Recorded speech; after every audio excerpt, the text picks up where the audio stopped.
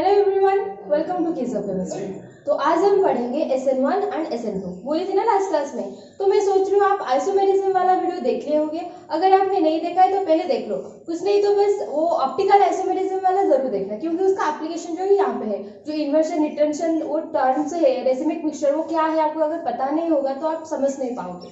ठीक है, मैं थोड़ी थोड़ी चीज बताऊंगी, फिर भी आप वो वीडियो पहले देखो, फिर ये वाला वीडियो देखो, वरना आपको ना समझने में कोई दिक्कत हो सकती है। ओके, तो क्या क्या पढ़ेंगे SN1 SN2। तो इसका मेन कैटेगरी क्या है? इसका नाम है न्यूक्लियोफिलिक। ये क्या है? सब्स्टिट्यूशन। क्या है? Nucleophilic substitution. ओके, तो क्या है न्यूक्लियोफिलिक सब्स्टिट्यूशन? एक वीडियो मैंने बनाई थी इलेक्ट्रोफिलिक सब्स्टिट्यूशन, है कि नहीं? तो वहां पे क्या हो रहा था, इलेक्ट्रोफाइल जो है वो जाके सब्स्टिट्यूट हो रहा था। सब्स्टिट्यूट का मतलब क्या होता है? एक ग्रुप को हटा के वो जाके लग जाएगा। ठीक है, तो उसी तरह न्यूक्लियोफिलिक सब्स्टिट्यूशन में क्या होगा, एक ग्रुप हटेगा और एक न्यूक्लियोफाइल लगेगा। वहां पे क्या होता था, इलेक्ट्रोफाइल लग रहा था, यहाँ पे लगेगा एक न्यूक्लियोफाइल। तो न्यूक्लियोफाइल का मतलब क्या है ऑलरेडी बता चुकी हूँ, फिर भी बता रही हूँ फिर से। देखो, न्यूक्लियोफाइल को हम डिजिग्नेट करते हैं Nu- करके।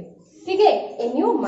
तो इस Nu- जो है वो किस तरह की मतलब ग्रुप होगी, वहां पे क्या होगा, इलेक्ट्रॉन डेंसिटी जो होगी वो ज्यादा होगी। ठीक है, न्यूक्लियोफाइल का मतलब ये है कि न्यूक्लियस लविंग। ओके, तो न्यूक्लियस को कौन लव करेगा? जो कि नेगेटिव चार्ज हुआ, क्योंकि न्यूक्लियस क्या है हमारा, पॉजिटिवली चार्ज है। लेकिन न्यूक्लियस में क्या है, हमारा प्रोटॉन है और न्यूट्रॉन है, तो उसका ओवरऑल चार्ज क्या है, पॉजिटिव। तो न्यूक्लियस को कौन लव करेगा? जिसके पास इलेक्ट्रॉन हो, ज्यादा इलेक्ट्रॉन, जो कि नेगेटिवली चार्ज हो या उसके पास ज्यादा इलेक्ट्रॉन हो, तो उसको बोलेंगे हम न्यूक्लियोफाइल। तो न्यूक्लियोफाइल क्या है, दो तरह के हो सकते हैं।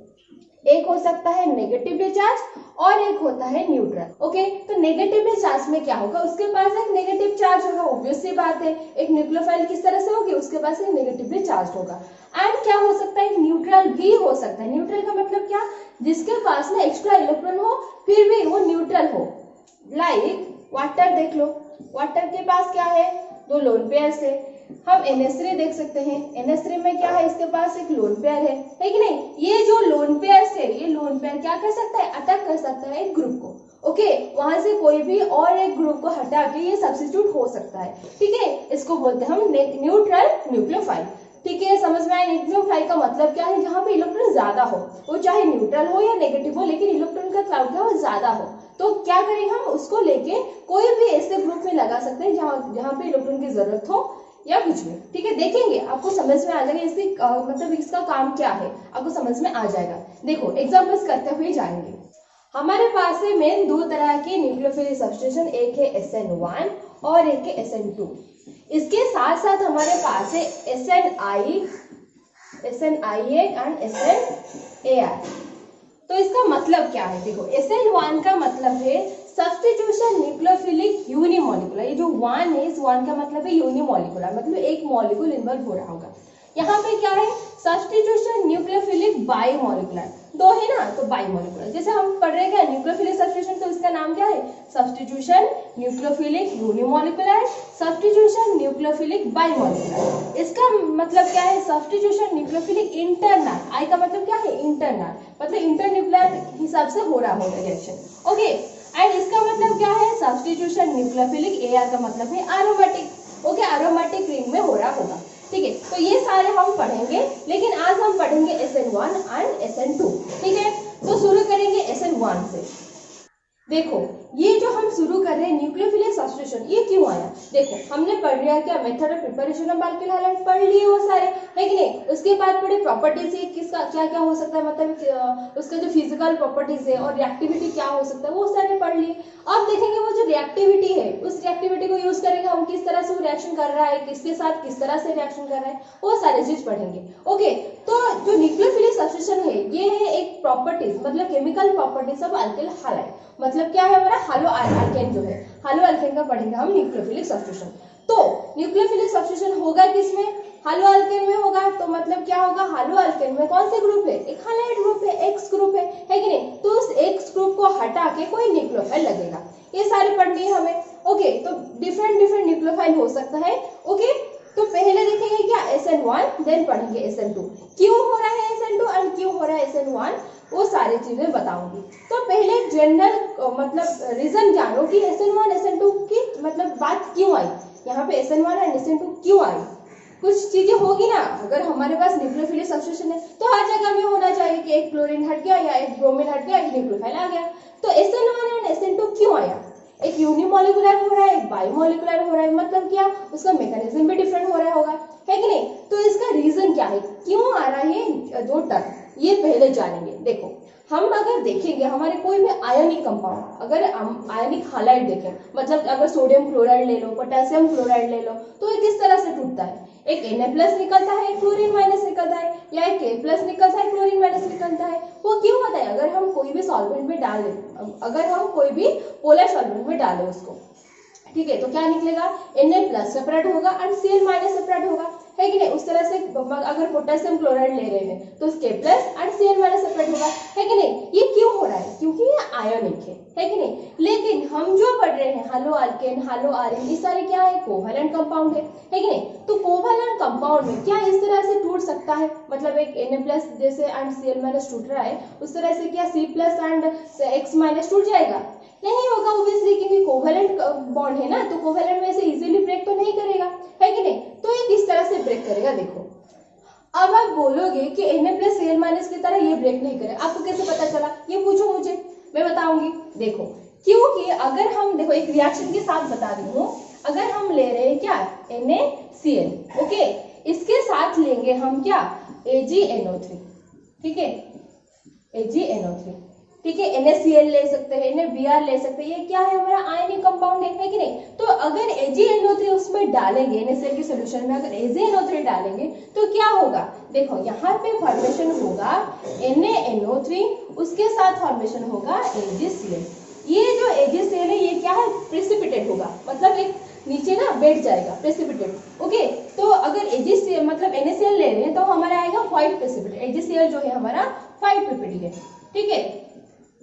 तो अगर हम लेंगे NaBr तो हमारा फॉर्मेशन होगा क्या AgBr, तो वो होगा स्लाइटली येलो कलर, ओके। तो इस तरह से हमारा प्रेसिपिटेट फॉर्मेशन होगा। इसका मतलब क्या है, ये जो Na+ एंड Cl- के साथ टूट रहा है, Na+ एंड Cl-, इसके वजह से ये चीज आ रही है, क्योंकि ये जो Cl- है यहाँ पे, ये इसके साथ Ag+ के साथ बॉन्ड करके AgCl आ रहा है कि नहीं। तो इसके फॉर्मेशन होने के लिए Cl- का निकलना जरूरी है। उस तरह से अगर हम करेंगे C2H5Cl और हम दे देंगे यहाँ पे AgNO3, तो क्या यहाँ पे व्हाइट प्रेसिपिटेट निकलेगा, अगर निकल रहा है तो हमें क्या लगेगा, यहाँ पे भी Cl- आ रहा है कि नहीं।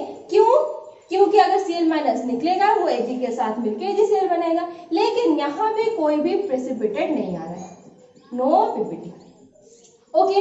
तो इसका मतलब क्या है, ये जो C2H5Cl है वो इस तरह से टूटता नहीं है, जैसे Na+ एंड Cl- निकल रहा है, इस तरह से ये C2H5+ एंड Cl- इस तरह से नहीं टूटेगा, है कि नहीं, क्योंकि ये कोवेलेंट बॉन्ड है, तो इसका स्टेबिलिटी भी तो इम्पोर्टेंट है, या इसका लिविंग ग्रुप जो है, मतलब ये जो Cl- निकलेगा इसको हम बोलते हैं लिविंग ग्रुप, जो निकल के जाएगा, जो एक कंपाउंड को छोड़ के जाएगा, ठीक है, उसको बोलते हैं लिविंग ग्रुप। इसका स्टेबिलिटी स्टेबल होना जरूरी है एंड इसका भी स्टेबल होना जरूरी है, ठीक है। तो ये चीज को लेके हमारा आया SN1 एंड SN2, ठीक है। इसका स्टेबिलिटी को देखेंगे, इसको रिएक्टिविटी को देखेंगे, उस तरह से हम क्लासिफाई करेंगे SN1 SN2। अगर हम जनरल रिएक्शन देखेंगे एक न्यूक्लियोफिलिक सब्स्टिट्यूशन रिएक्शन का, तो क्या होगा ये, अगर हमारे पास है एक RX, मतलब क्या है हेलो अल्केन है, तो क्या ये X क्या है, कोई भी हाइड्रोजन ग्रुप, फ्लोरीन तो नहीं हो सकता क्योंकि फ्लोरीन की रिएक्टिविटी ज्यादा है, ठीक है। तो क्या हो सकता है, क्लोरीन, ब्रोमीन या आयरन, तीनों हो सकता है, ओके। तो यहाँ पे अगर हम देंगे कोई भी न्यूक्लियोफाइल, हमें मिल रहा है कोई भी न्यूक्लियोफाइल, तो ये क्या करेगा, इस X को हटाएगा और खुद जाके लग जाएगा, तो क्या बना हमारा RNU + X-, ओके। इसी जनरल रिएक्शन को लेके हम देखेंगे SN1 SN2। तो शुरू करेंगे किससे, SN1 से, कहां से, SN1 से। तो क्या है इसका नाम, न्यूक्लियोफिलिक सब्स्टिट्यूशन विद यूनिमोलिकुलर। तो यूनिमोलिकुलर क्यों होगा वो देखेंगे पहले। अगर एक रिएक्शन मल्टीपल स्टेप के थ्रू जा रहा हो, इसका मतलब क्या, अगर रिएक्शन होने के लिए कुछ ज्यादा स्टेप जरूरत है, मतलब एक ही स्टेप में रिएक्शन नहीं हो रहा होगा, ठीक है। तो वहां पे क्या होगा, हम कोई भी एक जगह पे देखेंगे रिएक्शन का रेट, ओके। तो क्या होगा, जो भी स्टेप स्लोअर होगा वहां पे हम डिटरमाइन करेंगे रेट ऑफ द रिएक्शन। अगर हमारे पास इस तरह से हो रहा है a plus B gives rise to C दे रहा है, एंड ये रिएक्शन की एंड नहीं है, सी से निकल के सी के बाद कोई रिएक्शन होके डी आ रहा है, तो इस दोनों में से अगर दो स्टेप के थ्रू रिएक्शन हो रहा है तो देखेंगे इन दोनों में से स्लोएस्ट स्टेप कौन सा है। अगर ये हुआ हमारा स्लोएस्ट स्टेप तो यहाँ से हम डिटरमाइन करेंगे रेट, अगर ये हुआ स्लोएस्ट स्टेप तो यहाँ से डिटरमाइन करेंगे रेट। ठीक है, इस तरह से होता है। तो समझो स्लोएस्ट स्टेप जो होगा वहां पे हम रेट एंड मॉलिक्यूलरिटी भी वहीं से डिटरमाइन करते हैं। ओके, तो रेट डिटरमाइनिंग स्टेप उसे क्या बोलते हैं, rate determining step, RDS। Okay, rate determining step. तो वहां से हम निकालेंगे मॉलिक्यूलरिटी एंड ऑर्डर। ओके, आप केमिकल काइनेटिक्स जो चैप्टर है वहां पे ये सारी चीज पढ़ोगे भी, अच्छे से पढ़ोगे। ओके, तो देखो SN1 पढ़ेंगे पहले। तो SN1 में क्या होता है, एक हम लेंगे अल्किल हैलाइड। देखो रिएक्शन करके दिखाती हूँ। तो इस अल्किल हैलाइड के साथ हम लेंगे क्या, एक सॉल्वेंट पोलर प्रोटिक। क्या होता है पोलर प्रोटिक, इसका रीजन मैं बताऊंगी मैं। एक पोलर प्रोटिक सॉल्वेंट लेंगे हम, तो यहाँ से क्या होगा, हमारा पहले निकलेगा एक R प्लस का मतलब क्या, एक कार्बन के ग्रुप होगा ना, तो इसको बोलेंगे हम कार्बोकैटायन। ओके, एक कार्बोकैटायन जनरेट होगा एंड हमारा X ले लेना हम, तो X माइनस क्या होगा, अलग हो जाएगा। ठीक है, जनरल रिएक्शन करके बताती हूँ पहले। ओके, तो R प्लस निकलेगा एंड X माइनस निकलेगा। इसके बाद क्या होगा, ये जो R प्लस है ये क्या करेगा, जो भी हमारा न्यूक्लियोफाइल होगा वो यहाँ से अगर वाटर दे रहे हैं हम, तो वाटर से क्या होगा, OH की तरह लगेगा। ओके, तो न्यूक्लियोफाइल लग के क्या बनेगा हमारा RNA, इस तरह से होगा। तो यहाँ पे जरूरत क्या है, ये जो कार्बोकैटायन बनेगा इसका स्टेबल होने की जरूरत है कि नहीं। अगर ये स्टेबल नहीं होगा तो ये जनरेट ही नहीं होगा, ऑब्वियस सी बात है। अगर ये स्टेबल, इसकी स्टेबिलिटी बहुत जरूरी है, अगर स्टेबल नहीं होगा तो जनरेट होना भी मुश्किल हो जाएगा, है कि नहीं। तो क्या करेंगे हम, ये दो स्टेप के थ्रू जाएंगे और यहाँ पे क्या होता है, ये जो स्टेप है, ये जो पहला स्टेप है ये है स्लोएस्ट स्टेप। क्या है ये, स्लोएस्ट स्टेप। तो यहाँ से हम डिटरमाइन करेंगे रेट एंड मॉलिक्यूलरिटी। तो क्या होता है, जब भी हम रेट एंड मॉलिक्यूलरिटी डिटरमाइन करते हैं हमेशा रिएक्टेंट की कॉन्सेंट्रेशन को देखते हैं, रिएक्टेंट में जो कॉन्सेंट्रेशन है उसको देखते हैं। ओके, तो देखो यहाँ पे कौन कौन सी कॉन्सेंट्रेशन इन्वॉल्व हो रही है रिएक्टेंट की साइड। यहाँ पे रिएक्टेंट कौन कौन से है, एक है RX हमारा और एक है वाटर, है कि नहीं। लेकिन यहाँ पे क्या होता है, जो वाटर है इसके कॉन्सेंट्रेशन पे ये डिपेंड नहीं करता है। ओके, तो क्या है, इस वाटर को हम नहीं लेंगे, सिर्फ लेंगे RX को। ठीक है, तो ऑर्डर क्या हुआ, और मॉलिक्यूलरिटी अगर देखें, ऑर्डर तो देखेंगे बाद में, ऑर्डर की जरूरत नहीं, हम यहाँ पे मॉलिक्यूलरिटी देखते हैं। ओके, तो मॉलिक्यूलरिटी क्या हुआ, RS के ऊपर डिपेंड हुआ, तो RS के कंसंट्रेशन 1 है, तो इसका मॉलिक्यूलरिटी क्या होगा, मॉलिक्यूलरिटी जो है वो होगा 1।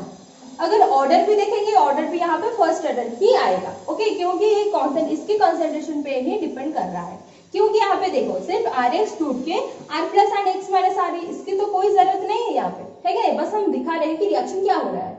यहाँ पे जब हम सॉल्वेंट ले रहे हैं वाटर, तो ये रिएक्शन हो रहा है, तो इसकी जरूरत नहीं है यहाँ पे, सिर्फ RX टूट के R plus and X minus निकल रहा है, तो किसकी कॉन्सेंट्रेशन पे डिपेंड करेगा, RS की कॉन्सेंट्रेशन पे, है कि नहीं। तो यहाँ पे मॉलिक्यूलरिटी भी एक है एंड ऑर्डर भी एक है, लेकिन यहाँ पे हम मॉलिक्यूलरिटी को ही क्यों दिखा रहे हैं, ऑर्डर क्यों नहीं, क्योंकि यहाँ पे ऑर्डर भी तो 1 ही आ रहा है, तो हम कह सकते हैं मॉलिक्यूलरिटी जैसे 1 आ रहा है तो ऑर्डर भी तो 1 आ रहा है, तो 1 हम मॉलिक्यूलरिटी क्यों दिखे, जैसे यहाँ पे बोलते हैं ना हम सब्स्टिट्यूशन न्यूक्लियोफिलिक यूनिमॉलिक्यूलर और सब्स्टिट्यूशन न्यूक्लियोफिलिक बाईमॉलिक्यूलर, क्योंकि ऑर्डर जो है ये एक एक्सपेरिमेंटल क्वांटिटी है। ओके, ऑर्डर जो है एक्सपेरिमेंटल क्वांटिटी है। ठीक है, इस वजह से हम मॉलिक्यूलरिटी को ज्यादा प्रिफर करते हैं in comparison to order. Okay, तो फिर जाएंगे नेक्स्ट में, रिएक्शन एग्जांपल देखेंगे किस तरह से होता है हम। तो देखो इस तरह से हम ले रहे हैं CH3, यहाँ पे ये Cl। ओके, ये एक एग्जांपल ले लो।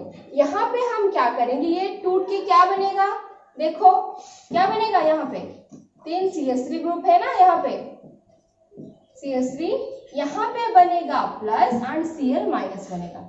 ओके, तो क्या होगा, यहाँ पे जो है इलेक्ट्रॉन क्लाउड को क्लोरीन ले जाएगा, Cl माइनस फॉर्मेशन होगा एंड कार्बन से इलेक्ट्रॉन कम हो गया, तो यहाँ पे क्या हुआ, प्लस डैश फॉर्मेशन हुआ, मतलब ये क्या है, कार्बोकैटायन। एंड याद रखो एक कार्बोकैटायन का जो स्ट्रक्चर है वो क्या है, ट्राइगोनल प्लानर। तो अगर इसको हमारे स्ट्रक्चर हम लिखेंगे तो इस तरह से होगा, CH3, यहाँ पे आया प्लस, ये जो है इस तरह से एक ट्राइगोनल प्लानर के शेप में रहेगा। ठीक है, मतलब क्या होगा, अगर यहाँ पे कोई एटम है, सेंट्रल एटम अगर यहाँ पे है तो यहाँ पे 3 डायरेक्शन में रहेगा 3 मिथाइल ग्रुप। ओके, तो ये बनेगा ट्राइगोनल प्लानर। इसका स्ट्रक्चर क्या है, ट्राइगोनल प्लानर। ओके, तो ट्राइगोनल प्लानर है, क्यों है, क्योंकि ये जो कार्बन है ये बन जाएगा sp2 हाइब्रिडाइज बन जाएगा। ओके, यहाँ पे कार्बन क्या होता है, sp2 हाइब्रिडाइज होता है। तो अब देखो इस ग्रुप को अगर हम देखेंगे तो वो जो Cl माइनस निकलने के बाद जो भी हम न्यूक्लियोफाइल देंगे वो क्या करेगा, किसी भी डायरेक्शन से अटैक कर सकता है। लाइक देखो यहाँ से लग सकता है, यहाँ से लग सकता है, किसी भी डायरेक्शन में लग सकता है। ठीक है, तो जो हमारा प्रोडक्ट आएगा देखो किस तरह से आएगा। देखो जिस तरह से मैं आपको बता रही थी ऑप्टिकल आइसोमेरिज्म के टाइम पे किस तरह से हो रहा था। देखो ये हमारा है टेट्राहेड्रल स्ट्रक्चर, मतलब जैसे कार्बन बनाता है स्ट्रक्चर वो नॉर्मली क्या होता है, टेट्राहेड्रल होता है। अगर सारे के सारे सिंगल बॉन्ड हो तो, जैसे कि हम लिए एग्जांपल जो CH3 एंड Cl ले रहे थे, जो हमारा क्या ले रहे थे, रिएक्टेंट जो ले रहे थे वो इस तरह से होगा। ले लो ये एक Cl ग्रुप है। ओके, तो इस Cl के निकलने के बाद ये क्या हो जाएगा, इस तरह से ट्राइगोनल प्लानर स्ट्रक्चर बन गया। ओके, ट्राइगोनल प्लानर बन गया। तो अब क्या होगा, अब क्या होगा, ये इस तरह भी आप ले लो। ठीक है, ये एक ही प्लेन में रहने छोड़, आप इस तरह से प्लेन ले सकते हो या इस तरह से। ठीक है, ये था इस तरह से ना, इस तरह से था, मतलब टेट्राहेड्रल क्या होता है 109 डिग्री पे आता है, हर डायरेक्शन से 109 डिग्री होता है। तो अब क्या होगा, एक क्लोरीन निकल गया हमारा। तो ये क्या हो गया, जो टेट्राहेड्रल मतलब अंदर बना के रह रहा था, एक कोई आउट ऑफ प्लेन कोई बिलो द प्लेन ले रहा था, उस तरह से नहीं होगा, सारे के सारे एक प्लेन में आ गए। ले लोगे ये एक प्लेन में है। ठीक है, तो अब क्या होगा, जो इनका में न्यूक्लियोफाइल आएगा तो ये इस तरह से आ सकता है, इस तरह से आ सकता है, किसी भी डायरेक्शन में आ जाए। ये प्लेन है ना, तो प्लेन के आगे की तरफ से आ सकता है, प्लेन के पीछे की तरफ से आ सकता है। ओके, तो जो रिजल्ट आएगा, तो हमारा रिजल्ट आएगा वो किस तरह से आएगा, देखो ये इस तरह से है ना, कार्बन का अटेन हमारा CH3 CH3 CH3 इस तरह से है। तो जो भी न्यूक्लियोफाइल होगा वो क्या करेगा, इस डायरेक्शन से अटैक कर सकता है और इस डायरेक्शन से अटैक कर सकता है। समझ में, जिस तरह से मैं बता रही थी, अगर ये प्लेन है तो प्लेन के आगे की तरफ से आ सकता है, पीछे की तरफ से भी आ सकता है। तो प्रोडक्ट जो बनेगा देखो किस तरह से बनेगा, यहाँ पे CH3 CH3 CH3 यहाँ पे लग सकता है एक न्यूक्लियोफाइल, और क्या पॉसिबल है, CH3 CH3 CH3 इस तरफ लग सकता है न्यूक्लियोफाइल। ठीक है, तो क्या बनेगा, देखो हमारे जो रिएक्टेंट ले रहे थे, आप वीडियो को पीछे करके देख सकते हो, रिएक्टेंट किस तरह से था हमारा, इस तरह से था ना, CH3 CH3 CH3 यहाँ पे था Cl, है कि नहीं। तो इसको देखो ये जिस तरह से स्ट्रक्चर है ये उस तरह से है, तो इसको बोलेंगे हम क्या, रिटेंशन। क्या है, रिटेंशन है। ओके, और ये क्या होता है, ये जो है इसका टोटल ऑपोजिट है कि नहीं। ये अगर इस तरह से आ रहा है Cl यहाँ पे, ये टोटल घूम गया, ठीक है ना। इसको अगर इस तरह से घुमा लो, सारे CH3 इस तरफ आ जाएंगे, न्यूक्लियोफाइल यहाँ आ गया, है कि नहीं। इसको बोलते हैं हम इन्वर्शन, इन्वर्शन। ओके, तो क्या हुआ, एक रिटेंशन का प्रोडक्ट आ रहा है और एक इन्वर्शन का प्रोडक्ट आ रहा है। तो यहाँ पे हम लिख सकते हैं, अगर हम ये मतलब रिएक्टेंट अगर हम D फॉर्म में ले रहे हैं तो हमारा क्या होगा, D एंड L मिलके आएगा। बताई थी ना आइसोमेरिज्म वीडियो, इसलिए मैं बोल रही थी कि आइसोमेरिज्म वीडियो देख के आओ। अगर नहीं देखे, अभी तक नहीं देखा, फिर भी जाओ देख के आओ, वरना ये समझने में प्रॉब्लम हो सकती है। ओके, D एंड L जो है वो क्या होता है, मिरर इमेज होता है। अगर इसको देखोगे, इन दोनों को देखो, इस दोनों फिगर को अगर देखोगे, यहाँ पे अगर एक मिरर लगा दो, इस तरह से फिगर आ जाएगा, है कि नहीं। तो इन दोनों का हम मिरर इमेज बोल सकते हैं। तो अगर हम ले रहे थे D आइसोमर, तो D तरह से आएगा हमारा क्या, एक प्रोडक्ट, और क्या होगा, एक आएगा L तरफ से। तो क्या लिख सकते हैं हम, यहाँ पे 50% ये आ रहा है, 50% ये आ रहा है, क्योंकि प्रोबेबिलिटी दोनों का सेम ही है कि नहीं। ये जितना फॉर्मेशन हो सकता है, ये भी तो उतनी ही फॉर्मेशन हो सकता है कि नहीं। कहाँ पे भी कोई स्टेरिक हिंड्रेंस तो है नहीं। ओके, तो क्या बनेगा हमारा, रेसिमिक मिक्सचर। क्या बोलेंगे हम, रेसिमिक मिक्सचर आएगा। ओके, अगर आपका क्वेश्चन आए कि किस रिएक्शन में रेसिमिक मिक्सचर फॉर्मेशन हो सकता है, अगर क्वेश्चन में SN1 SN2 हो तो आप लिखोगे SN1। ओके, SN2 में नहीं होता है, SN2 में क्या होता है वो बताऊंगी। ओके, ये याद करते हुए जाओ। इसका रीजन क्या होता है, रेसिमिक मिक्सचर क्यों आता है, क्योंकि जो कार्बोकैटायन फॉर्मेशन होता है वो होता है प्लानर, और दोनों डायरेक्शन से क्या होता है, न्यूक्लियोफाइल अटैक कर सकता है। इस वजह से यहाँ पे एक रिटेंशन प्रोडक्ट आ रहा है और एक इन्वर्शन। रिटेंशन मतलब जैसा था उसी तरह से, और इन्वर्शन का मतलब जिस तरह से उसका उल्टा टोटल। ओके, तो ये क्या बनेगा 50-50%, तो बन गया क्या एसिडिक मिक्सचर। समझ में आया? क्लियर? अब जाएंगे हम कुछ एग्जांपल्स के थ्रू, देन जाएंगे एसिडिक पे। ओके, देखो कुछ एग्जांपल्स करते हैं पहले। अभी जो एग्जांपल हमने किया वहां पे क्या था, एक टॉर्सियल हैलाइड था, है कि नहीं?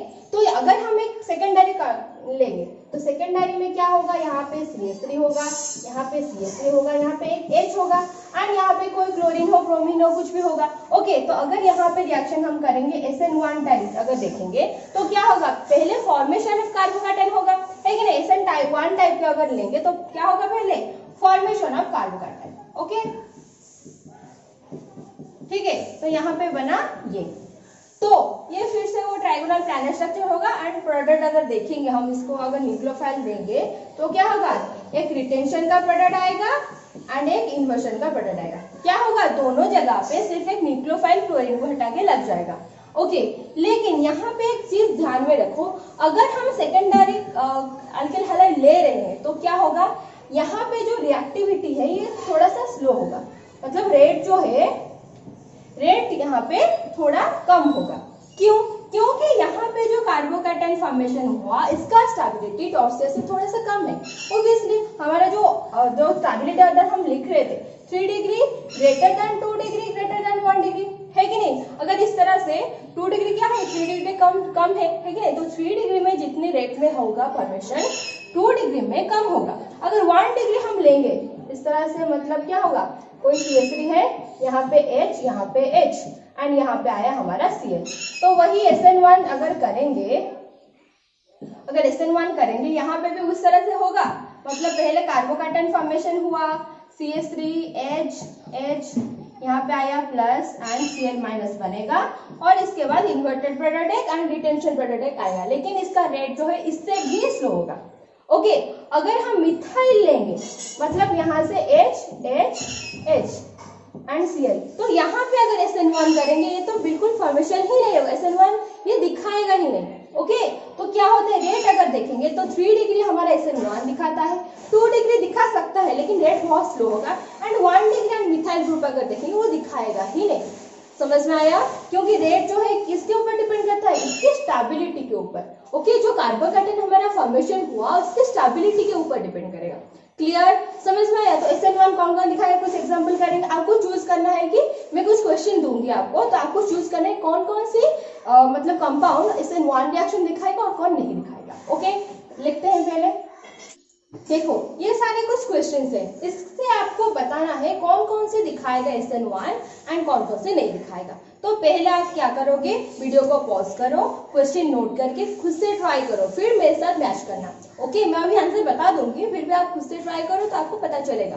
क्या देखना है, सिर्फ ये देखना है ये जो क्लोरीन या ब्रोमीन है इसके हटने के बाद जो भी कार्बोकैटायन फॉर्मेशन होगा वो स्टेबल होगा या नहीं होगा, बस इतनी चीज देखना है। ओके, तो आप खुद से करो, मैं यहाँ पे करती हूँ। देखो पहले एग्जाम्पल पे क्या है, ये देखो यहाँ पे क्लोरीन हट गया तो कार्बोकैटायन जो फॉर्मेशन होगा यहाँ से होगा, ये हट गया ना, तो यहाँ पे कार्बोकैटायन फॉर्मेशन होगा।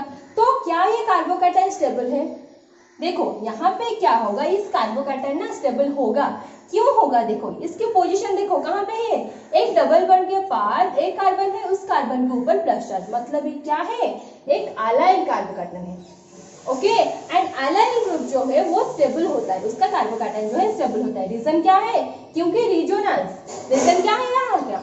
रिजोनेंस। यहाँ पे क्या होगा, यहाँ पे जो कार्बोकैटायन फॉर्मेशन होगा ये इस तरह से यहाँ पे पॉजिटिव चार्ज जो है रिजोनेट होके रहेगा, एक जगह पे नहीं रहेगा, यहाँ पे रिजोनेट होके रहेगा। अगर आप देखोगे यहाँ पे ये जो कार्बोकैटायन है ये क्या है, 1 डिग्री है, लेकिन यहाँ पे रिजोनेंस की वजह से ये बहुत स्टेबल हो रहा है। ओके, इस वजह से ये क्या है, एक अलाइल कार्बोकैटायन जो है वो स्टेबल होगा ड्यू टू रिजोनेंस एंड ये SN1 दिखाएगा। क्लियर? उसके बाद क्या है, ये एग्जांपल देखो, यहाँ पे क्या है, ये जो कार्बोकैटायन है क्या ये स्टेबल होगा क्लोरीन के हटने के बाद? देखो क्या होगा, इस क्लोरीन हट गया, यहाँ पे आ गया पॉजिटिव चार्ज, तो ये क्या है, सेकेंडरी है एंड क्या है, एक अलाइलिक पोजीशन भी है, तो यहाँ पे रिजोनेंस हो सकता है। और ये भी क्या होगा, इस तरह से अगर यहाँ पे हम मिथाइल ले ले तो ये भी इस तरह से रेजोनेट होके रहेगा, तो रेजोनेंस की वजह से ये भी स्टेबल होगा। क्लियर? तो ये भी दिखाएगा। ओके, इसको देखो, इस क्लोरीन के हटने के बाद जो कार्बोकैटायन फॉर्मेशन होगा वो कहाँ पे आया, इस कार्बन पे, मतलब फिनाइल रिंग पे। बेंजीन जो है बेंजीन के रिंग के ऊपर आया, मतलब ये जो देखो डबल बॉन्ड के ऊपर, इस हर कार्बन में डबल बॉन्ड है ना, तो डबल बॉन्ड कार्बन जहाँ पे है वहां पे आया, मतलब जिस हम इसको विनाइल की तरह भी ट्रीट कर सकते हैं। ओके, एंड मैं आपको बता चुकी हूँ बेंजीन रिंग के ऊपर जो कार्बोकैटायन होगा, बेंजीन ऊपर डायरेक्ट ऊपर, इसके पास कोई ग्रुप लग के नहीं, यहाँ पे डायरेक्ट अगर कोई कार्बोकैटायन होगा तो वो स्टेबल नहीं होगा, क्योंकि विनाइलिक कार्बोकैटायन जो है वो वेरी अनस्टेबल है। क्लियर, तो यहाँ पे जो है ये नहीं दिखाएगा। क्लियर, और एक बात क्या है, जो क्लोरीन ग्रुप है वो तो रिंग के डेंसिटी मतलब इलेक्ट्रॉन डेंसिटी बढ़ा रहा है ना, इसके अंदर जा रहा है, यहाँ पे एक डबल बॉन्ड कैरेक्टर भी डेवलप कर रहा है, तो ये नहीं दिखाएगा। ठीक है, यहाँ पे इससे मतलब कोई भी सब्स्टिट्यूशन न्यूक्लियोफिलिक रिएक्शन दिखाना मुश्किल है। क्लियर, तो ये गया, विनाइलिक तो नहीं दिखाएगा क्यों, और बेंजीन भी नहीं दिखाएगा। फिर यहाँ पे आओ डी क्वेश्चन पे, यहाँ पे क्या है, क्लोरीन हटने के बाद यहाँ पे आएगा पॉजिटिव चार्ज। क्लियर, तो पॉजिटिव जहाँ पे आएगा मतलब यहाँ पे कार्बोकैटायन जो फॉर्मेशन हुआ ये कौन सा है, 1 डिग्री कार्बोकैटायन है, क्योंकि वो एक कार्बन के लगा है कि नहीं। अगर एक कार्बन पे लगा होगा तो 1 डिग्री, अगर 2 पे लगा होगा तो 2 डिग्री, अगर 3 पे लगा होगा तो 3 डिग्री। बता चुकी हूँ बात है। ओके, तो यहाँ पे क्या है, 1 डिग्री है, तो 1 डिग्री क्या होगा, स्टेबल नहीं होगा, और यहाँ पे कोई भी एक्स्ट्रा फैक्टर नहीं है कि नहीं, कोई भी एक्स्ट्रा फैक्टर नहीं है, तो 1 डिग्री का क्या होगा, लेस स्टेबल होगा, तो ये SN1 नहीं दिखाएगा। फिर यहाँ पे आओ, ब्रोमीन हटने के बाद यहाँ पे जो कार्बोकैटायन आया वो क्या है, एक बेंजाइल कार्बोकैटायन है कि नहीं। कार्बन के पास यहाँ पे कार्बन लगा है, मतलब सॉरी फिनाइल रिंग के बाद एक कार्बन लगा है, उससे लगा है Br, मतलब यहाँ पे क्या आया, एक क्या है ये, बेंजाइल कार्बोकैटायन।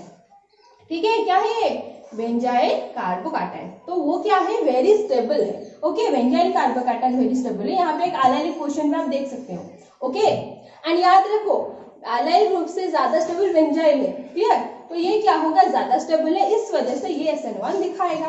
फिर ये वाला आओ, यहाँ पे क्या है, ये जो कार्बन है बेंजाइल पोजीशन होने के साथ साथ यहाँ पे एक मिथाइल ग्रुप पे है कि नहीं, तो ये क्या होगा, ये भी दिखाएगा, क्योंकि बेंजाइल पोजीशन तो है, ये भी दिखाएगा ऑब्वियसली। फिर देखेंगे हम इसका ट्रेंड क्या होगा, कौन सा ज्यादा दिखाएगा। इसका देखो यहाँ पे किस किस तरह की है, एक है हमारा allylic position. Okay, allylic position एक है 1 डिग्री के साथ, एलाइलिक है 2 डिग्री के साथ, तो कौन सा ज्यादा दिखाएगा, सोचो कौन सा ज्यादा दिखाएगा, एक 1 डिग्री से ज्यादा 2 डिग्री ऑब्वियसली है, उसके साथ साथ एक एलाइलिक ग्रुप भी है, तो ये ज्यादा दिखाएगा इसके कंपैरिजन में, क्योंकि यहाँ पे एलाइलिक है, यहाँ पे एलाइलिक है, दोनों सेम हो गए, एक्स्ट्रा कौन सा है, ये 2 डिग्री एंड ये 1 डिग्री, तो ऑब्वियसली ये ज्यादा दिखाएगा, तो बी क्या है, ए से ज्यादा है। ये रेट देख ले, ओके, कौन कौन सा दिखाएगा वो देख लिए, लेकिन वो जितना भी दिखाएगा उसमें से रेट क्या होगा वो देखेंगे। ठीक है, तो ये दोनों का हो गया ट्रेंड। फिर आओ बेंजाइल पे। ओके, तो ऑलरेडी बता चुकी हूँ एलाइल से ज्यादा क्या है, बेंजाइल है, क्योंकि देखो यहाँ पे जो मतलब डीलोकाइलेशन है यहाँ पे सिर्फ इतनी ही जगह पे हो रहा है, लेकिन यहाँ पे अगर देखें ये गया, फिर ये गया, फिर ये गया, क्या होगा, यहाँ पे जो कार्बोकैटायन है पूरा रिंग पे जो है रिजोनेट होके रह रहा है, इसके वजह से ये ज्यादा स्टेबल होगा। क्लियर, तो देखो अगर ये को देखेंगे एंड एफ को देखिए, दोनों क्या है, बेंजाइल कार्बोकैटायन है कि नहीं, लेकिन यहाँ पे क्या है, 1 डिग्री कार्बन है, यहाँ पे 2 डिग्री है, तो कौन सा ज्यादा होगा, ये ज्यादा होगा एफ, एंड एफ मतलब ई एफ जो है वो बी एंड ए से ज्यादा है, तो क्या होगा, एफ सबसे ज्यादा, देन होगा क्या, ई, देन होगा बी, देन होगा ए। क्लियर, समझ में आया। अगर कोई भी कंफ्यूजन है थोड़ा सा पीछे जाओ एंड फिर से एक्सप्लेनेशन देखो, आपको समझ में आ जाएगा, बहुत इजी सी चीज है। ठीक है, यहाँ पे दोनों एलाइलिक है, यहाँ पे दोनों बेंजाइलिक है, सिर्फ 1 डिग्री एंड 2 डिग्री वो देखना है, जो सेम है उसको वो तो सेम है, एक्स्ट्रा चीज क्या है वो देखेंगे हम। क्लियर, तो क्या होगा, बेंजाइल एलाइलिक से ज्यादा है, तो ये दोनों पहले आए, F then E, and allylic में जो है यहाँ पे 2 डिग्री कार्बन पे है, यहाँ पे 1 डिग्री, इसलिए यहाँ पे बी पहले आया देन ए। क्लियर, ट्रेंड पता चल गया। क्लियर, अब चले कहाँ पे, SN2 पे। ओके, तो अब चलते हैं SN2 पे। SN2 पे क्या होता है, देखो उसी तरह क्या होगा, एक क्लोरीन या ब्रोमीन जो भी हाइड्रोजन एटम होगा वो हटेगा एंड एक न्यूक्लियोफाइल लगेगा, लेकिन यहाँ पे डिफरेंस क्या है, यहाँ पे कोई कार्बोकैटायन फॉर्मेशन नहीं होता, जिस तरह यहाँ से होता था यहाँ पे कोई कार्बोकैटायन फॉर्मेशन नहीं होगा। देखो कंपेयर करते हुए जाना, यहाँ पे रिएक्शन लिखा हुआ है SN1 का SN2 के साथ कंपेयर करते हुए जाना। यहाँ पे क्या होगा, जब हमारा ये जो RCl ग्रुप होगा ये Cl कोई भी कार्बन से लगा होगा, है कि नहीं। तो यहाँ पे क्या होगा, जब भी हम न्यूक्लियोफाइल देंगे, ये न्यूक्लियोफाइल क्या करेगा, इस कार्बन को पीछे से आके अटैक करेगा, ठीक है। जिस कार्बन से क्लोरीन लगा होगा या ब्रोमीन लगा होगा, वहां पे क्या होगा, उस कार्बन को पीछे से आके अटैक करेगा, ओके। एंड क्या होगा, ये इस क्लोरीन को पुश करेगा कि चले जाओ, क्योंकि यहाँ पे कार्बन की वैलेंसी 4 है और एक न्यूक्लियोफाइल आके लग गया, ओके। एंड वो क्या करेगा, 5 बॉन्ड हो गया ना, तो वहां पे क्लोरीन को पुश करेगा कि आप चले जाओ। तो क्या होगा, यहाँ पे देखो, अगर हम ले रहे हैं यहाँ पे R, यहाँ पे है कोई भी न्यूक्लियोफाइल एंड Cl, ओके। बाकी का बैलेंस ही देखेंगे, एग्जाम्पल के साथ देखेंगे। यहाँ पे क्या होगा, ये जो बॉन्ड है ये धीरे धीरे फॉर्मेशन होगा स्टार्ट करेगा एंड ये धीरे धीरे ब्रेक करना स्टार्ट करेगा, ओके। इसको बोलेंगे हम एक इंटरमीडिएट स्टेप। एग्जाम्पल के साथ जब करूंगी आपको क्लियरली समझ में आएगा, ओके। यहाँ पे क्या होगा, जो न्यूक्लियोफाइल आ गया वो पुश करेगा क्लोरीन को चले जाओ, तो ये क्या हो रहा है, ये बॉन्ड फॉर्मेशन होएगा एंड ये क्या होगा, बॉन्ड जो है ब्रेक करेगा। तो यहाँ पे लास्ट में क्या होगा, क्लोरीन माइनस निकल गया एंड क्या बन गया, यहाँ पे RNU, क्लियर। और एक चीज देखो, यहाँ पे क्या हो रहा है, जो RCl था इसकी स्ट्रक्चर देखो एंड इसका स्ट्रक्चर देखो, क्या हो रहा है, इन्वर्टेड आ रहा है, मतलब यहाँ पे क्या होगा, इन्वर्शन। क्या होगा यहाँ पे, इन्वर्शन। एग्जाम्पल के साथ करें, एग्जाम्पल देखो, अगर हम इस तरह से CH3 ले रहे हैं, ओके, यहाँ पे हाइड्रोजन हाइड्रोजन हाइड्रोजन, यहाँ पे लगाया हम Br, लेट कोई भी हाइड्रोजन चलेगा, ओके, Br लगा रहे हैं। तो यहाँ पे क्या होगा, अगर हम लेंगे कोई भी न्यूक्लियोफाइल, लेट OH माइनस ले रहे हैं, ओके, तो यहाँ पे क्या होगा, ये जो OH माइनस है ये पीछे से अटैक करेगा, कर लिया।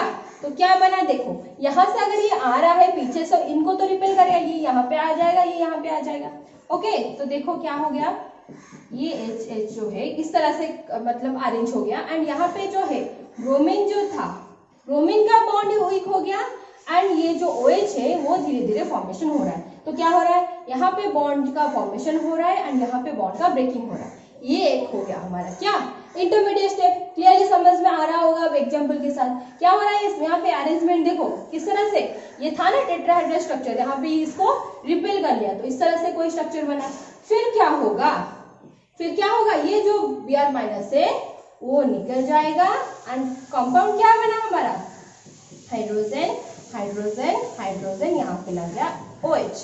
क्लियर, ये जो मतलब कॉन्फिगरेशन था ये क्या हो रहा है, इन्वर्टेड आ रहा है। एंड एक बात यहाँ पे ध्यान में रखो, वहां पे क्या हो रहा था, एक रेसिमिक मिक्सचर आ रहा था। SN1 में क्या हो रहा था, एक रेसिमिक मिक्सचर आ रहा था, क्योंकि D फॉर्म 50%, L फॉर्म 50%। लेकिन यहाँ पे क्या होगा, ये पीछे से ही अटैक करेगा, ओके, क्योंकि यहाँ पे इस स्टेप में दोनों मॉलिक्यूल इन्वॉल्व हो रहे हैं, यहाँ पे पीछे से अटैक करेगा। तो क्या हुआ, अगर पीछे से अटैक करेगा जो भी कन्फिगरेशन आएगा वो इन्वर्टेड ही आएगा। तो यहाँ पे क्या होता है, अगर हम D फॉर्म ले रहे हैं यहाँ पे L फॉर्म आएगा एंड वो भी 100%। क्लियर, तो यहाँ पे क्या होता है, रेसिमिक मिक्सचर फॉर्मेशन नहीं होगा। अगर हम D दे रहे हैं तो क्या होगा हमारा, L फॉर्म आएगा। Clear, okay. और एक बात है, SN2 का रीजन बता देती हूँ। यहाँ पे देखो, ये जो स्टेप है ये क्या होता है, स्लो स्टेप होता है। तो यहाँ पे क्या होगा, देखो कितनी मॉलिक्यूल इन्वॉल्व हो रही है। यहाँ पे जो भी हम ले रहेंगे होंगे न्यूक्लियोफाइल की कॉन्सेंट्रेशन वो भी इन्वॉल्व होगा एंड ये कॉन्सेंट्रेशन भी इन्वॉल्व होगा। तो क्या होगा, यहाँ पे ये एक एंड ये एक, तो क्या बन गया 1 + 1 = 2। तो ये बन गया SN2, मतलब बाई मॉलिकुलर।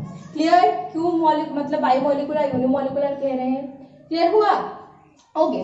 कुछ एग्जाम्पल करेंगे। देखो अभी जो एग्जाम्पल हमने किया SN1 के बाद, वहां पे हमने क्या देखा, जो स्टेबिलिटी ऑर्डर ऑफ कार्बोकैटायन है वो क्या है, 3 डिग्री है, greater than 2 degree, then 1 degree, then आ रहा था हमारा कोई भी मिथाइल ग्रुप, ओके। तो अगर यहाँ पे देखें तो रिएक्टिविटी ऑर्डर क्या होगा, क्या लगता है आपको, क्या होगा यहाँ पे, देखो यहाँ पे ना टोटल इन्वर्टेड हो जाएगा। मतलब यहाँ पे आएगा CH3 पहले, फिर आएगा 1 डिग्री, फिर आएगा 2 डिग्री, फिर आएगा 3 डिग्री। रीजन बताओ क्या हो सकता है, सोचो, पहले खुद से सोचो, देन अपना एक्सप्लेनेशन देखो, आपका दिमाग को थोड़ा यूज करो, ओके।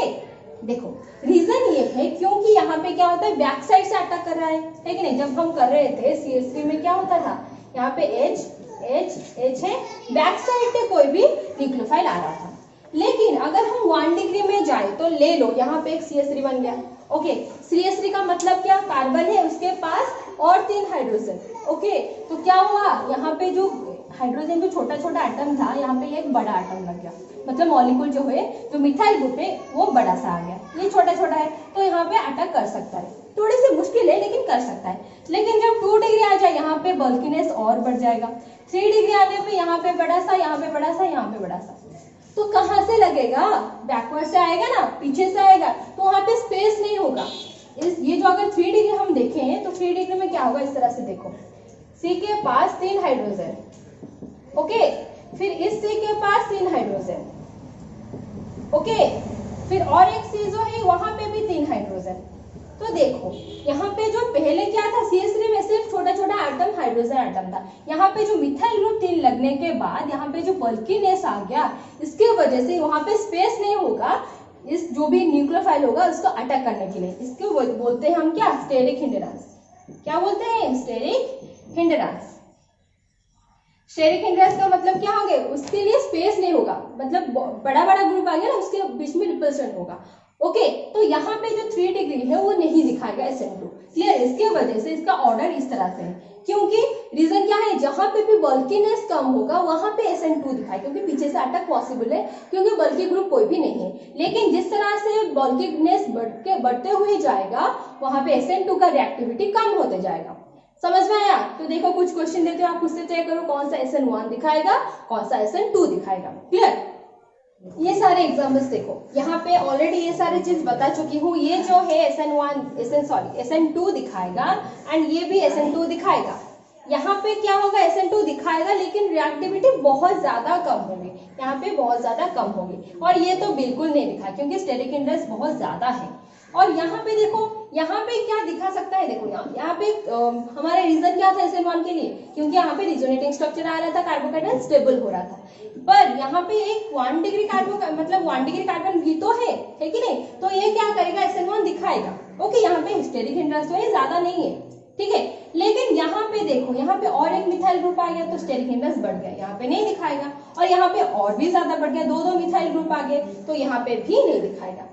यहाँ पे देखो क्या यहाँ पे दिखाएगा, सोचो, देखो यहाँ पे अगर देखेंगे स्ट्रक्चर को हम, यहाँ पे H है लेकिन यहाँ पे एक बड़ा सा फिनाइल ग्रुप है, ओके, और यहाँ पे Cl है, तो यहाँ पे क्या होगा, दिखा सकता है लेकिन बहुत कम कंसेंट्रेशन में दिखाएगा, क्लियर। तो यहाँ पे दिखा सकता है लेकिन बहुत कम, क्लियर। तो आपको पता चल गया कौन सा SN1 दिखाएगा, कौन सा SN2 दिखाएगा। तो 2 चीज ध्यान में रखो, SN1 के लिए मतलब हमारा अगर देखेंगे हम कौन दिखाएगा कौन नहीं दिखाएगा, तो पहली चीज है कार्बोकेटायन का स्टेबिलिटी, उस चीज को ध्यान पे रखना।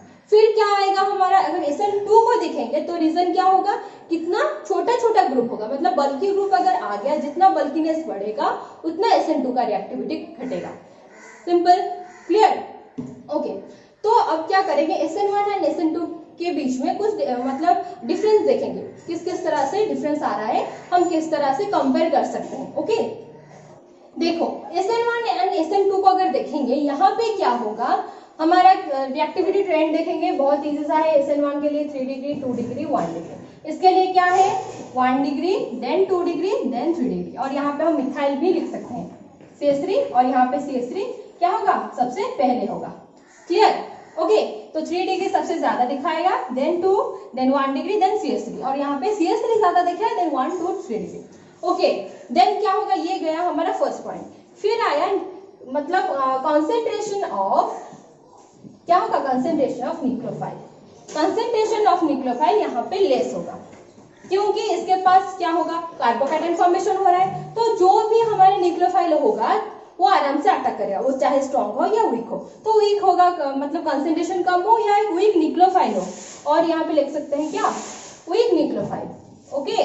तो दोनों दिखाएगा, लेकिन यहाँ पे क्या होना चाहिए, कॉन्सेंट्रेशन भी ज्यादा होना चाहिए, कंसेंट्रेशन भी मोर ज्यादा होना है, nucleophile concentration, okay, nucleophile concentration more होना चाहिए, एंड एक स्ट्रॉन्ग न्यूक्लियोफाइल होना चाहिए, ओके, स्ट्रॉन्ग न्यूक्लियोफाइल। रीजन क्या है, यहाँ पे स्ट्रॉन्ग न्यूक्लियोफाइल की जरूरत क्यों है, क्योंकि वहां पे ना सीएल या बियर लगा होगा, तो इसको पुश करके बाहर भी तो करना है, तो एक अगर न्यूक्लियोफाइल स्ट्रॉन्ग नहीं होगा उसको बाहर नहीं कर पाएगा, क्लियर। इसके वजह से यहाँ पे न्यूक्लियोफाइल स्ट्रॉन्ग होनी चाहिए। और क्या बात आता है, यहाँ पे ना सॉल्वेंट जो होगा, यहाँ पे होगा पोलर प्रोटिक, क्या होगा, पोलर प्रोटिक। ठीक है, ये पोलर प्रोटिक वर्ड क्या है, मतलब जो भी हम सॉल्वेंट लेंगे वो क्या होना चाहिए, पोलर, मतलब इसका दो पोल होना चाहिए। जैसे कि एग्जांपल अगर देखो आप, वाटर जो है क्या है, पोलर है। क्यों? क्योंकि यहाँ पे आया डेल माइनस, ये हाइड्रोजन क्या है, डेल प्लस है। क्लियर? तो यहाँ पे क्या होता, ये जो डायरेक्शन ऑफ क्या है, इलेक्ट्रोनेगेटिविटी जो है ऑक्सीजन की तरफ है। ऑक्सीजन का इलेक्ट्रोनेगेटिविटी बहुत ज्यादा है हाइड्रोजन के कंपैरिजन में, तो ये क्या होगा, एक पोलर सॉल्वेंट होगा। एंड प्रोटिक वर्ड जो है, प्रोटिक का मतलब क्या है, प्रोटॉन का प्रेजेंस। हाइड्रोजन H+ आयन जो है हमारा क्या है, प्रोटॉन कहते हैं इसको। H+ को क्या बोलते हैं, प्रोटॉन। रीजन क्या है, क्योंकि हाइड्रोजन प्लस अगर आ गया, हाइड्रोजन के पास क्या है, एक प्रोटॉन एक इलेक्ट्रॉन, इलेक्ट्रॉन चला गया तो H+ बन गया, रह गया क्या, प्रोटॉन ओनली। तो इसके वजह से H+ को हम बोलते हैं प्रोटॉन। तो अगर प्रोटॉन प्रेजेंट हो तो उसको बोलेंगे हम प्रोटिक। क्लियर? और यहाँ पे क्या होने की जरूरत है, यहाँ पे होगा पोलर अप्रोटिक। मतलब क्या है, पोलर होगा लेकिन प्रोटॉन नहीं होना चाहिए। इसका रीजन क्या है, देखो यहाँ पे हुआ पोलर प्रोटिक, यहाँ पे हुआ पोलर अप्रोटिक। इसका रीजन है, इसके प्रोटिक होने की जरूरत ये है क्योंकि यहाँ पे जो भी X- निकलेगा इसको क्या करेगी, जो वाटर अगर लेंगे हम तो ये क्या कर रहा है, देखो ये HOHH ये क्या करेगा, एक केज बना लेगा। ठीक है, X- ये मतलब इसके पास इलेक्ट्रॉन ज्यादा है, एंड ये जो हाइड्रोजन अगर लिखेंगे तो ये क्या होगा, नॉर्मली इलेक्ट्रॉन डेंसिटी कम होता है, तो ये क्या करेगा, ये जो X- निकल के आएगा, मतलब कार्बोकेटायन फॉर्मेशन होने के बाद जो X- निकल के आएगा उसको ये कवर कर लेंगे। ठीक है, तो फिर से अगर हमारे पास न्यूक्लियोफाइल भी तो है तो ये भी जाके लग सकता है वहां पे, तो इसको क्या करेगा, ये कवर कर लेगा, तो ये फिर से जाके नहीं लग सकता। क्लियर? तो वहां पे जो हमारे X- निकलेगा, चाहे क्लोरीन माइनस हो, ब्रोमीन माइनस हो, उसको ये क्या करेगा, कवर कर लेगा। लेकिन यहाँ पे इसकी जरूरत नहीं है क्योंकि हमारे पास क्या हो रहा है, डायरेक्ट अटैक कर रहा है पीछे से SN2 में। क्लियर? तो इसके वजह से यहाँ पे होगा पोलर अप्रोटिक। तो यहाँ पे नॉर्मली हम क्या लेते हैं, वाटर लेते हैं, और यहाँ पे क्या होता है, एसीटोन लेते हैं, एसीटोन, DMF का मतलब क्या है, di methyl formamide. Okay, DMSO, इस तरह से अगर DMSO आपको लिखा होगा, एंड कोई भी अल्किल हैलाइड के साथ आपको न्यूक्लियोफाइल का मतलब रिएक्शन करना होगा तो आप SN2 करोगे, क्योंकि ये सारे क्या है, पोलर अप्रोटिक सॉल्वेंट है। क्लियर? पता चला किस तरह से आपको पता चलेगा SN1 and SN2। Clear? Okay, कुछ एग्जांपल्स कर लेते हैं पहले। देखो ये सारे कुछ एग्जांपल्स हैं, यहाँ पे हम अल्किल हैलाइड के साथ ये सारे रिएक्शन करेंगे जहाँ पे न्यूक्लियोफाइल हमें मिलेगा। क्लियर? तो यहाँ पे क्या करेंगे, SN1 होगा या SN2 होगा वो डिसाइड करेंगे हम इस R ग्रुप के हिसाब से, जो आपको ऑलरेडी बता चुकी हूँ। ओके, सिर्फ मैकेनिज्म अलग होगा लेकिन प्रोडक्ट क्या होगा, वो सेम आएगा। सिर्फ उसका जो है हमारा क्या स्ट्रक्चर जो है वो थोड़ा सा डिफरेंट होगा लेकिन प्रोडक्ट सेम होगा। क्लियर? तो देखो पहले क्या होगा, RCl प्रेजेंट है तो KOH में क्या होगा, जो न्यूक्लियोफाइल होगा वो होगा OH-, तो प्रोडक्ट क्या होगा, ROH। सिंपल सी बात है। ओके, यहाँ पे देखो NaCN, तो NaCN में क्या होगा, NaCN हो या KCN हो वहां पे आएगा Cn-, तो प्रोडक्ट क्या आएगा, RCN। लेकिन AgCN अगर दे दिए, याद करते हुए जाना, अगर NaCN KCN है तो RCN बनेगा, लेकिन AgCN जहां पे दे दिया वहां पे लिखेंगे RNC। इसका मैकेनिज्म में थोड़ा सा डिफरेंट है, आपको बता दूंगी बाद में। ओके, तो ये याद करते हुए जाओ, AgCN अगर प्रेजेंट है तो बनेगा क्या, RNC। CN नहीं, NC बनेगा। ये है सियानाइड, ये है आइसोसियानाइड। नोमेनक्लेचर आपको अगर आपको चाहिए तो आप नोमेनक्लेचर वाला वीडियो देख सकते हो इसका। ओके, फिर आएगा AgNO2, यहाँ पे बनेगा क्या, NO2-, तो रिजल्ट क्या होगा हमारा, RNO2। क्लियर? बहुत इजी सा है, सिर्फ हमारे पास क्या है, न्यूक्लियोफाइल को हमें देखना है और Cl को हटा के या कोई भी हैलाइड ग्रुप हो उसको हटा के हमें ये सारे लगा देना है। NaSH में क्या होगा, देखो NaSH में बनेगा क्या, SH-। क्लियर? तो ये क्या बनेगा, रिजल्ट हमारा RSH। ये क्या है हमारा, थायोल है। ओके, फिर क्या होगा, RCl में क्या लगेगा हमारा, NaSR, तो यहाँ पे बनेगा क्या, जैसे SH- बनता था उस तरह से SR-, और यहाँ पे क्या बनेगा हमारा RSR। क्लियर? समझ में आया? तो ये सारे कुछ न्यूक्लियोफाइल्स के एग्जांपल थे, और भी बहुत सारे एग्जांपल्स हैं, आप बुक के थ्रू जा सकते हो। एंड इसका मतलब मैकेनिज्म अगर आप देखोगे वो सारे का सारे R के हिसाब से ही मतलब आप डिसाइड करोगे। क्लियर? तो हमने आज क्या किया, SN1 एंड SN2 कंप्लीट कर लिया, बहुत सारे एग्जांपल्स भी किए। ओके, मैकेनिज्म भी देख लिया। क्लियर? अगर आपको कोई डाउट हो तो आप कमेंट कर सकते हो या व्हाट्सएप ग्रुप में भी पूछ सकते हो। ओके, तो आज के लिए बस इतना ही। Thank you so much for watching.